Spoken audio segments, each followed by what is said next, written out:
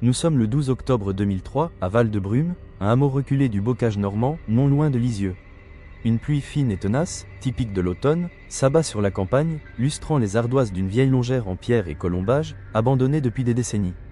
La bâtisse semble se tasser sous le poids des ans et des secrets qu'elle renferme. L'air est lourd, chargé de l'odeur de la terre mouillée et des feuilles en décomposition. Autour, le paysage de haies et de chemins creux forme un labyrinthe naturel, un décor parfait pour l'isolement et l'oubli. La caméra glisse le long du toit affaissé, passe sur les murs où le torchis s'effrite, puis s'arrête sur une petite fenêtre du grenier, étrangement murée par des planches de bois noircies par le temps. C'est de là que provient un son sec et violent, qui déchire le silence de la campagne, le grincement d'un pied de biche s'attaquant au bois ancien. À l'intérieur du grenier, dans la pénombre poussiéreuse, Mathieu Dubois, un jeune Parisien de 30 ans, lutte avec les dernières résistances du mur de planches. Le souffle court, les muscles tendus par l'effort, il donne un dernier coup sec. La planche cède dans un craquement sinistre, révélant une ouverture béante vers une obscurité totale. Une odeur âcre et confinée s'échappe aussitôt de la cavité, un mélange insoutenable de paille pourrie, de poussière séculaire et d'une relente indéfinissable de misère humaine qui prend à la gorge. Sa compagne, Chloé, 28 ans, se tient juste derrière lui, une lampe torche puissante à la main. Elle dirige le faisceau lumineux vers l'intérieur. La lumière découpe une petite pièce exiguë, une cellule sans fenêtre qui ne figure sur aucun plan de la maison. Les murs sont recouverts de dessins d'enfants, tracés au charbon de bois. Des soleils sans visage, des silhouettes aux membres disproportionnés, des figures fantomatiques qui semblent hurler en silence. Chloé retient un cri, la main devant la bouche. Le halo de sa lampe balaye lentement la pièce, révélant l'étendue de l'horreur. Au sol, une paillasse éventrée dont la paille se mêle à la poussière, une gamelle en fer rouillé, semblable à celle d'un animal, et, dans un coin, une petite poupée de chiffon. L'objet est cousu grossièrement, avec un soin maladroit.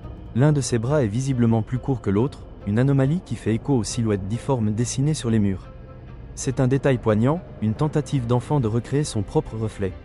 Alors que Chloé, tremblante, tente de comprendre ce qu'elle voit, son faisceau lumineux accroche une gravure sur la poutre maîtresse qui traverse la pièce. Les lettres sont creusées avec difficulté, à peine lisibles sous la couche de crasse. 3 mots, comme un testament laissé aux ténèbres. Hélène. Agnès. Pardon. L'arrivée de la gendarmerie nationale transforme la quiétude macabre de la longère en une scène d'investigation méthodique. Le capitaine Élodie Rousseau, une femme de 45 ans au regard direct et à l'autorité naturelle, coordonne les opérations avec une précision qui tranche avec l'horreur ambiante. Originaire du pays d'Auge, elle connaît la mentalité locale, cette pudeur qui confine parfois à l'opacité. Pendant que les techniciens en identification criminelle, vêtus de leur combinaison blanche, passent chaque centimètre carré de la cellule au peigne fin, elle observe, silencieuse. Les prélèvements de poussière, les fibres arrachées à la paillasse, les relevés des dessins au charbon, chaque indice est collecté avec un soin infini. Mais une question fondamentale la hante, bien plus que l'odeur persistante de détresse, où sont les corps? La pièce est une prison, un tombeau de misère, mais elle est vide. Il n'y a ni ossements, ni traces de sang récentes. L'énigme des sœurs Lefebvre ne commence pas par un meurtre, mais par une absence. Dès le lendemain, l'enquête quitte la ferme isolée pour s'insinuer dans les ruelles de Val-de-Brume. Le hameau, avec son église du XVIe siècle et sa poignée de maisons en granit, semble figé dans le temps. Le capitaine Rousseau commence ses interrogatoires au café du village, le seul commerce encore ouvert, où les anciens refont le monde chaque matin devant un calvados. L'accueil est poli, mais méfiant. Aux questions sur la famille Lefebvre, les réponses sont évasives, presque stéréotypées. Des gens travailleurs, discrets, on ne les voyait pas souvent. Les regards se fuient, les conversations s'interrompent à son approche. Rousseau sent peser sur elle le poids d'une communauté soudée par des secrets qu'elle n'a aucune intention de partager avec une représentante de l'ordre, même si celle-ci parle leur langue et connaît leurs coutumes. Chaque porte qui se referme, chaque silence qui suit ses questions, renforce sa conviction. Les murs de la ferme n'étaient pas les seuls à garder un secret. Le village entier est une forteresse. La véritable confrontation a lieu avec la génération qui a connu Auguste Lefebvre, le patriarche décédé en 1978. Rousseau se rend au domicile de Marcel, un agriculteur retraité de plus de 80 ans, dont les terres jouxtaient celles des Lefebvre. Assis sur le pas de sa porte, le vieil homme écoute la capitaine, le visage fermé comme un poing. Quand elle prononce les noms d'Hélène et d'Agnès, il ne scie pas. Il crache par terre, un geste de mépris ou de nervosité, et fixe l'horizon. Les histoires des autres, ça ne nous regardait pas, finit-il par lâcher d'une voix rauque. Rousseau insiste, évoque les dessins d'enfants, la cellule, la misère. L'homme se lève alors péniblement, s'appuyant sur sa canne. Avant de rentrer chez lui, il lui lance la phrase qu'elle entendra comme un leitmotiv tout au long de son enquête, la clé de voûte de la loi du silence normande. Chez les Lefebvre, madame, on ne se mêlait pas de leurs affaires. C'était comme ça. De retour à la brigade de Lisieux, le capitaine Rousseau fait le point devant un tableau blanc où les noms d'Hélène et Agnès sont inscrits, seuls, sans date de naissance ni de décès. Les premiers résultats du laboratoire confirment une occupation humaine prolongée de la pièce, sur plusieurs décennies, mais rien de plus. L'enquête piétine, se heurtant à un mur immatériel mais infranchissable. C'est là que le droit français vient compliquer encore la situation. Un mot plane déjà sur le dossier, la prescription. Les faits de séquestration, s'ils remontent aux années 50 ou 60, sont très certainement prescrits. Les responsables présumés sont probablement décédés. La justice des hommes risque de ne plus pouvoir passer. Mais pour Élodie Rousseau, l'enjeu n'est plus seulement pénal. Il s'agit de rendre une identité, une dignité, à deux fantômes. Il s'agit de comprendre comment une telle horreur a pu perdurer au vu et au su, ou presque, de tous. La vérité, elle, n'a pas de date de péremption. Frustrée mais non résignée, la capitaine Rousseau change de tactique. Le mur du silence érigé par les vivants est impénétrable. Il est temps de faire parler les morts, ou du moins, leurs écrits. Dans le silence de son bureau à la brigade de Lisieux, elle délaisse les rapports d'interrogatoires infructueux pour se tourner vers une autre forme de témoignage, plus froid, mais potentiellement plus honnête, les archives. Si Hélène et Agnès ont été effacées de la mémoire collective, peut-être subsiste-t-il une trace de leur passage dans la paperasse administrative qui consigne, année après année, la vie d'une commune. C'est une enquête de fourmi, une plongée dans le passé bureaucratique de la France rurale, loin de l'action de terrain. Elle espère y trouver une anomalie, une dissonance, un simple nom griffonné sur un registre qui pourrait redonner une existence légale à ces deux fantômes. La vérité, se dit-elle en rassemblant ces dossiers, se cache souvent dans la banalité d'un document officiel. Le lendemain, l'enquête se déplace aux archives départementales du Calvados, à Caen. L'atmosphère feutrée du lieu, l'odeur du vieux papier et le silence quasi religieux des salles de lecture contrastent violemment avec l'horreur sordide de la ferme Lefebvre. Accompagnée d'un jeune gendarme, Élodie Rousseau passe des heures à éplucher les registres du recensement des années 1950 et 1960 pour la commune de Val-de-Brume. Page après page, la composition de la famille Lefebvre reste désespérément la même. Auguste, le chef de famille, son épouse, et leur unique fille déclarée, celle qui deviendra plus tard la mère des deux captives. Les listes électorales, les registres cadastraux, rien ne trahit la présence de deux enfants supplémentaires. Cette absence méticuleuse dans tous les documents officiels n'est pas un oubli. C'est la preuve d'une dissimulation organisée, systématique, pensée pour rendre Hélène et Agnès invisibles aux yeux de l'État et du monde. L'échec aux archives civiles pousse Rousseau à explorer une autre voie, plus intime, les archives paroissiales. Dans la France rurale du milieu du XXe siècle, le baptême était un acte social aussi important, sinon plus, que la déclaration en mairie. Il est possible qu'Auguste Lefebvre, décrit comme un homme bigot, ait voulu sauver les âmes de ses petites filles, même en secret. La capitaine se rend donc au presbytère de la paroisse dont dépend Val-de-Brume, espérant trouver un registre de baptême clandestin, une note en marge laissée par un curé complice ou tourmenté. Mais là encore, la recherche est vaine. Les registres sont impeccablement tenus, et les noms d'Hélène et Agnès n'y figurent nulle part. Cependant, cette impasse fait naître une nouvelle hypothèse. Si ni l'État ni l'Église n'ont enregistré ces naissances, qui a bien pu y assister ? Une matrone ? Un médecin ? La piste administrative se transforme alors en une quête médicale. C'est en fouillant dans les archives du successeur du docteur Alain, le médecin qui a exercé à Val-de-Brume de 1946 à 1982, que l'enquête bascule enfin. Dans une armoire métallique oubliée au fond d'une cave, Rousseau et son équipe mettent la main sur les vieux carnets de visite du praticien. Ce sont des cahiers d'écoliers où chaque consultation est consignée d'une écriture nerveuse et difficile à déchiffrer. Ils les examinent un par un, année par année. Et soudain, le jeune gendarme qui l'assiste pousse une exclamation étouffée. Il pointe du doigt deux entrées, à 18 mois d'intervalle, en 1954 et 1956. La première indique « Ferme Lefebvre ». Accouchement difficile, enfant de sexe féminin, mal formé. La seconde est encore plus glaçante, RAS Lefebvre. Deuxième accouchement, fille, idem. Et pour les deux visites, le docteur a ajouté la même note laconique en marge, non déclarée. Discrétion demandée. C'est la première preuve tangible, la fissure dans le mur du secret. Cette découverte est une déflagration. Ce ne sont plus des rumeurs, des soupçons ou des dessins d'enfants qui étayent l'histoire, mais le constat clinique d'un professionnel de santé.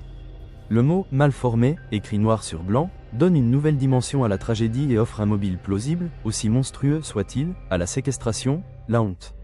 La honte d'une lignée souillée par l'inceste, la volonté de cacher aux yeux du monde la preuve vivante de la transgression. La note du docteur Alain, discrétion demandée, résonne comme un aveu de sa propre impuissance ou de sa complicité passive. A-t-il été menacé par Auguste Lefebvre ? Ou a-t-il simplement obéi à cette loi non écrite du silence qui régissait la vie de ces campagnes isolées ? Pour la capitaine Rousseau, ces quelques mots sont bien plus qu'un indice.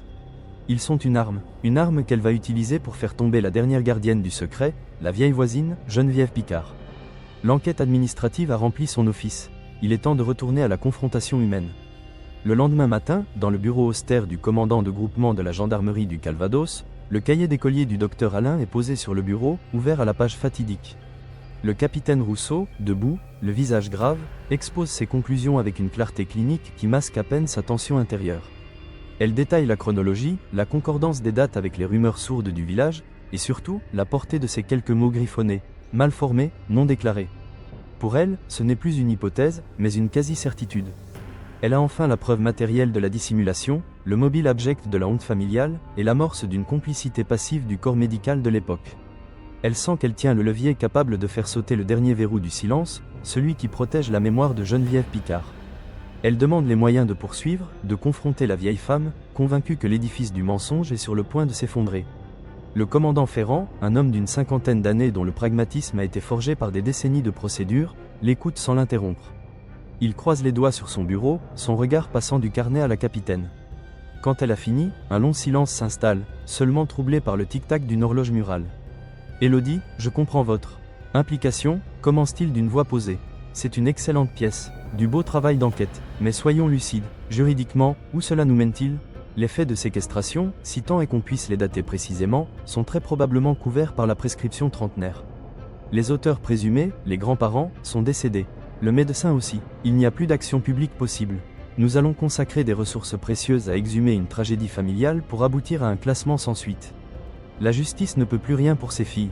C'est un mur, non plus de silence, mais de procédure, qui se dresse devant elle.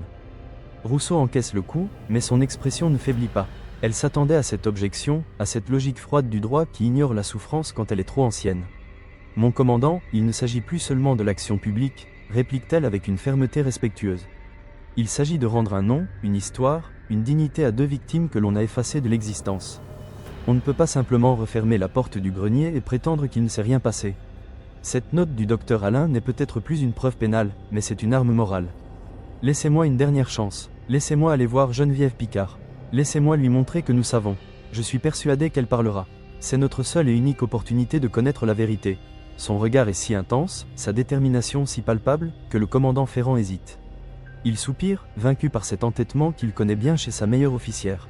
« Très bien, vous avez 48 heures, pas une de plus. Après, nous classons le dossier.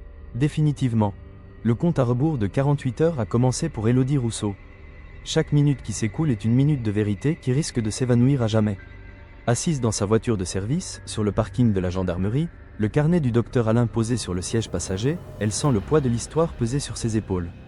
Elle n'a pas seulement affaire à un secret de famille, mais à une forteresse culturelle, un système de valeurs ancestrales qui a permis à l'impensable de se produire.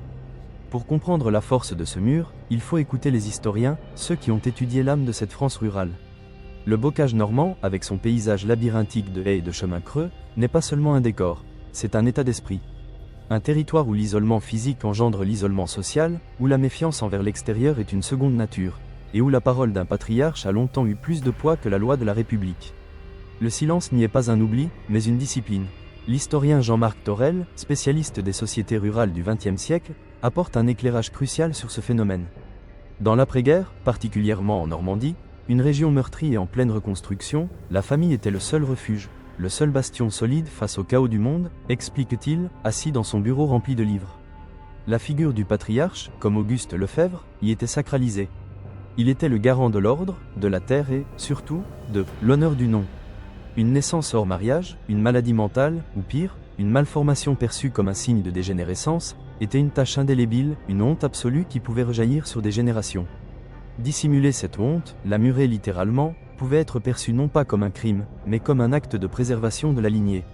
La communauté, par peur ou par une forme de respect pour cette souffrance, choisissait de ne pas voir, de ne pas savoir. C'était une complicité passive, une conspiration du silence. Cette analyse est corroborée par les journalistes d'investigation qui ont travaillé sur des affaires similaires. Anne-Sophie Lacroix, grand reporter pour un quotidien national, a couvert plusieurs cas de séquestration familiale, dont la tristement célèbre affaire des reclus de Montflanquin. Ce qui frappe dans ces histoires, témoigne-t-elle, c'est qu'elles ne se déroulent jamais dans le vide. Il y a toujours des voisins, des indices, des doutes. Mais la peur de se mêler des affaires des autres est plus forte que le devoir d'assistance. Le cas des sœurs Lefebvre est emblématique de cette France de l'oubli, ces territoires où les services sociaux sont distants, où le contrôle social est exercé par la communauté elle-même et non par l'État. Auguste Lefebvre n'a pas seulement construit une prison de bois et de torchis, il a bénéficié d'une prison psychologique collective où chaque voisin est devenu, consciemment ou non, le geôlier du secret. Briser ce pacte, c'est trahir une loi non écrite bien plus ancienne et puissante que le code pénal. Sur le plan psychologique, la dynamique à l'œuvre dans la ferme Lefebvre relève d'une perversité systémique. Un psychocriminologue, le docteur Alain Fèvre, décrypte le profil probable d'Auguste Lefebvre. Nous sommes face à un tyran domestique absolu, dont l'autorité est renforcée par une bigoterie de façade. L'inceste, dans ce contexte, n'est pas seulement un acte de prédation sexuelle, mais l'affirmation ultime de son pouvoir total sur sa descendance. Il possède les corps et les destins. La naissance d'enfants mal formés, conséquence directe de sa transgression, devient alors une double menace, la preuve de son péché et une atteinte à sa vision de la pureté de sa lignée. La séquestration est sa réponse monstrueuse, il efface la preuve en effaçant les victimes. Il les maintient dans un état de non-existence, des fantômes vivants. Cette emprise a pu se transmettre à sa propre fille, la mère des victimes, qui, après sa mort, a peut-être perpétué l'isolement par une forme de loyauté tordue ou par pure incapacité à affronter la réalité. Ainsi, l'histoire des sœurs Lefebvre n'est pas seulement un fait divers, mais la convergence tragique d'un lieu, d'une époque et d'une psyché. C'est l'histoire d'une géographie de l'isolement, d'une culture du secret et d'une tyrannie familiale absolue. Les experts dessinent les contours d'un cauchemar où la honte a servi de mortier pour sceller non seulement une porte, mais des vies entières. Pour Hélène et Agnès, le monde n'a jamais été plus grand que cette cellule obscure, les saisons n'étaient que des variations de température à travers les planches, et les seules voix humaines celles de leurs bourreaux. C'est armé de cette compréhension globale, de cette certitude que la vérité est bien plus complexe qu'un simple acte de cruauté, qu'Élodie Rousseau démarre enfin sa voiture. La route vers la maison de Geneviève Picard, dernière gardienne de la mémoire, lui apparaît désormais comme la dernière étape d'un pèlerinage vers le cœur des ténèbres. Elle n'a plus que quelques heures pour faire parler les fantômes. La petite maison de Geneviève Picard est un modèle de propreté et d'ordre, un écrin de vieilles boiseries cirées et de bibelots immaculés qui semble défier le temps et la poussière. La vieille femme, frêle silhouette courbée par ses 88 ans, accueille la capitaine Rousseau avec une politesse méfiante, ses yeux vifs et scrutateurs ne quittant jamais ceux de la gendarme. Elle s'installe dans le petit salon, où les photos en noir et blanc d'une vie passée tapissent les murs, témoins silencieux d'une autre époque. Rousseau engage la conversation avec douceur, évoquant le temps d'avant, les saisons qui rythmaient la vie du hameau, tournant lentement autour de la ferme des Lefebvre. Geneviève répond par des phrases courtes, polies, mais vides de substance.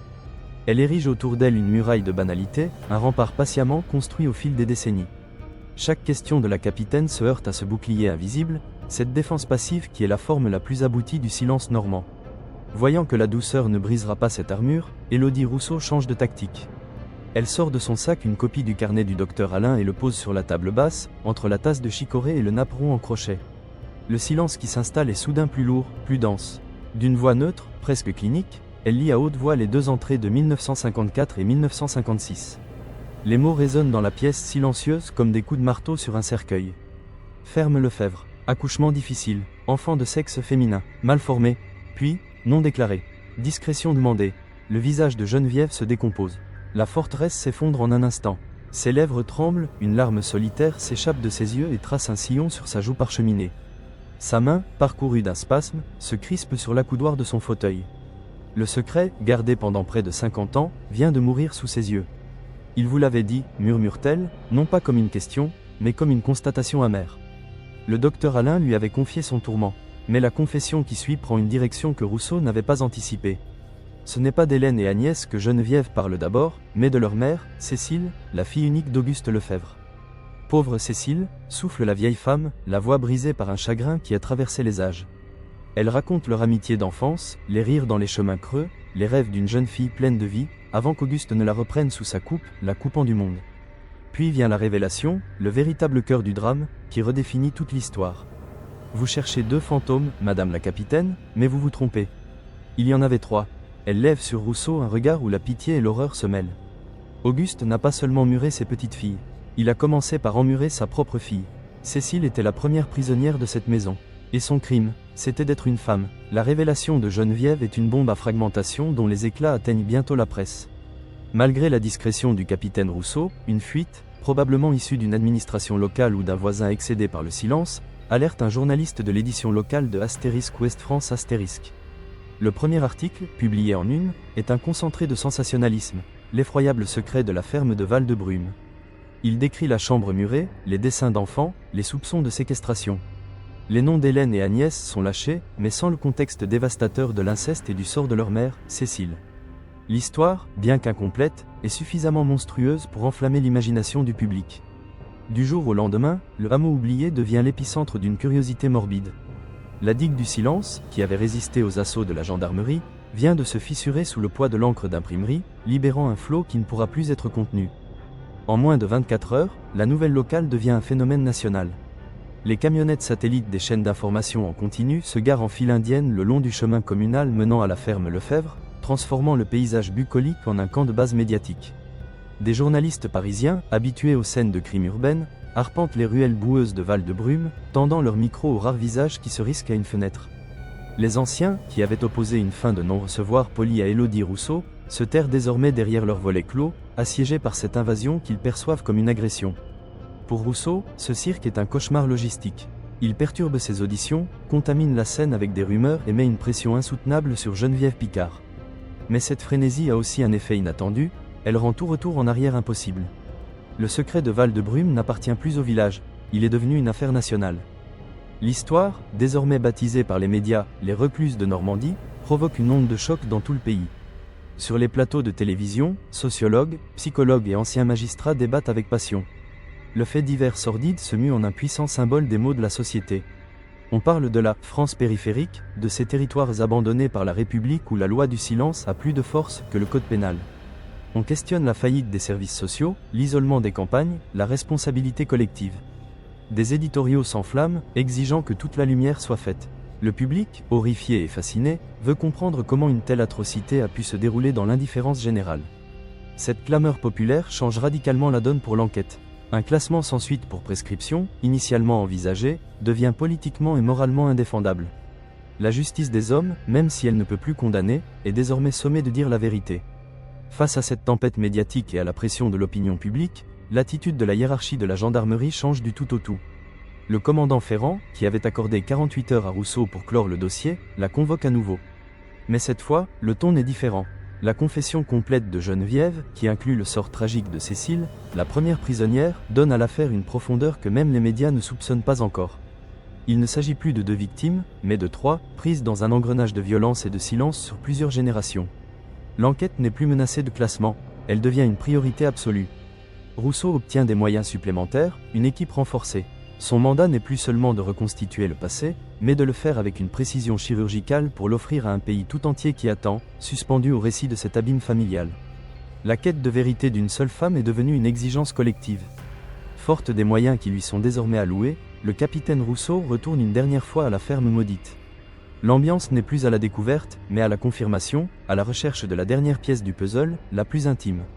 La cellule du grenier est maintenant éclairée par la lumière crue des projecteurs de la gendarmerie, un théâtre d'investigation où chaque particule de poussière a été analysée. Sur ordre de Rousseau, Mathieu, qui a insisté pour être présent, commence à sonder le plancher de la petite pièce. Armé d'un marteau et d'un burin, il teste chaque latte de bois avec des gestes précis, presque rituels. Les techniciens observent en silence. Après de longues minutes de coups mat et réguliers, l'un d'eux résonne différemment. Un son creux, anormal, qui fait sursauter tout le monde. Le silence se fait, dense, électrique. Tous les regards convergent vers cette simple latte de bois, qui semble soudain garder le secret ultime de la maison. Mathieu échange un regard avec la capitaine, qui hoche la tête. Avec une délicatesse qui contraste avec la brutalité de l'outil, il fait levier sur la planche. Elle se soulève sans grande résistance, révélant une petite cavité sombre creusée dans la terre battue sous le plancher. Au fond, à l'abri des décennies, repose une petite boîte en fer blanc, semblable à une vieille boîte à biscuits, rongée par la rouille mais intacte. Le temps semble se suspendre. Mathieu plonge la main et la ressort, la tendant à Élodie Rousseau comme une offrande funéraire. Dans le silence sépulcral du grenier, la capitaine pose la boîte sur une caisse et l'ouvre. Le couvercle grince, un dernier soupir métallique avant la révélation. À l'intérieur, sur un lit de tissu jauni, 2 objets brillent faiblement, 2 médailles de baptême en argent, ternies par le temps. Et à côté, 2 mèches de cheveux d'enfant, l'une blond cendré, l'autre d'un brun profond, soigneusement entremêlées et liées par un fil de coton. Personne ne parle. Chloé étouffe un hoquet qui se transforme en sanglots silencieux. Le regard du capitaine Rousseau s'ancre sur les noms finement gravés au dos des médailles, ceux qu'elle ne connaissait que par un mot sur une poutre et le souvenir d'une vieille femme, Hélène et Agnès. La carapace professionnelle de la gendarme, forgée par des années de confrontation avec le pire de l'humanité, se fissure imperceptiblement. Une buée embue ses yeux alors qu'elle effleure du bout du doigt la mèche de cheveux blonds. Ce n'est plus une enquête, ce n'est plus une affaire classée pour prescription, c'est une restitution. Devant elle, dans cette humble boîte, se trouve la seule sépulture que ces enfants aient jamais eue, la seule preuve tangible de leur amour fraternel et de leur existence volée. Pour Élodie Rousseau, l'enquête est terminée. Elle n'a pas rendu la justice des tribunaux, mais une justice plus essentielle encore. Elle a rendu à Hélène et Agnès leur nom et leur histoire. L'onde de choc provoquée par la découverte de la boîte en fer blanc et de son contenu poignant dépasse rapidement le cadre du fait divers. L'histoire des sœurs Lefebvre devient un cas d'école, un symbole national qui force la France à se regarder dans le miroir de ses propres contradictions. Le débat, jusqu'alors confiné au plateau de télévision, s'invite à l'Assemblée nationale. Des voix s'élèvent pour réclamer une révision des délais de prescription pour les crimes les plus graves commis sur des enfants, particulièrement lorsque des manœuvres de dissimulation sont avérées. On parle d'une imprescriptibilité morale, qui devrait trouver sa traduction dans la loi. Le sort d'Hélène et Agnès, deux victimes que la justice ne pouvait plus atteindre, devient le catalyseur d'une prise de conscience collective. Leur tragédie, exhumée par hasard, pourrait ainsi, paradoxalement, offrir une meilleure protection aux générations futures, transformant leur sacrifice silencieux en un héritage législatif durable et protecteur pour les plus vulnérables. À Val-de-Brume, le temps ne reprendra jamais tout à fait son cours. Le silence a été brisé, mais remplacé par une honte lourde et palpable. Les touristes de la morbidité ont fini par partir, laissant le hameau à sa solitude nouvelle, une solitude désormais peuplée de fantômes reconnus. La ferme Lefebvre, un temps au centre de toutes les attentions, redevient silencieuse. Mais Chloé et Mathieu, contre toute attente, décident de ne pas la vendre, de ne pas fuir l'horreur qu'ils ont mise au jour. Ils sentent une responsabilité, un devoir de mémoire envers celles dont ils ont été les premiers témoins. Quelques mois plus tard, dans le petit jardin qui borde la Longère, loin du grenier maudit, ils scellent une simple plaque de pierre brute. Nul besoin de monuments grandiloquents. Dessus, quelques mots gravés, sobres et définitifs, à la mémoire d'Hélène et Agnès Lefebvre. Enfin libre, c'est un point final, non pas judiciaire, mais humain. Un acte de sépulture symbolique qui rend à la terre ce qui lui a été trop longtemps caché. L'affaire des sœurs Lefebvre est officiellement classée sans suite par la justice des hommes. Les coupables sont morts, les faits prescrits. Pourtant, dans la mémoire collective, une autre forme de verdict a été rendue. La vérité, exhumée de la poussière et du silence, a offert à Hélène et Agnès la seule chose que l'on pouvait encore leur donner, une identité, une histoire, et la reconnaissance de leur existence volée.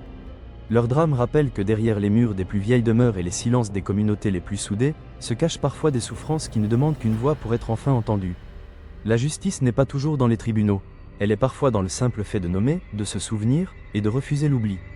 Si le combat pour la mémoire d'Hélène et Agnès vous a touché, abonnez-vous et activez les notifications pour ne manquer aucune de nos enquêtes. Notre prochain récit vous plongera dans une histoire tout aussi poignante, celle des secrets enfouis d'une autre famille française. Vous la découvrirez en cliquant sur la vidéo qui s'affiche maintenant.